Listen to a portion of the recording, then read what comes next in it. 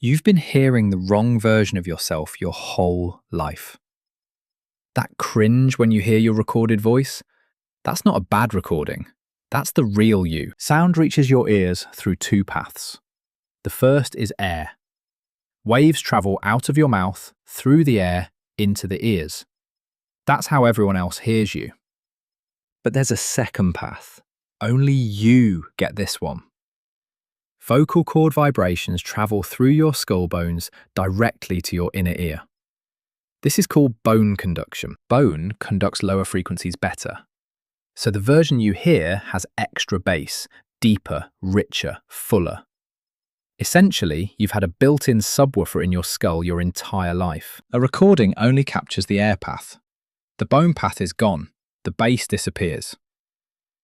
Suddenly, you hear what everyone else always heard. A thinner, higher-pitched voice. Same song, completely different experience. You've had the headphones on since birth. The recording?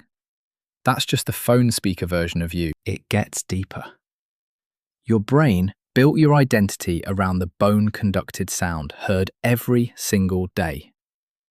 When a recording doesn't match, your brain panics. Psychologists call it the self-confrontation effect. The gap between how you see yourself and how the world actually sees you.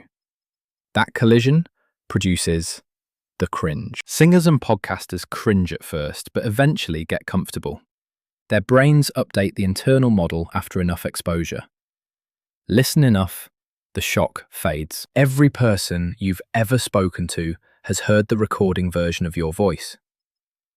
They don't think it sounds weird. It's just you. The better version existed only for you. The voice you hate on recordings? That's been your actual voice all along. Now you know. Maybe, just maybe, it's worth embracing.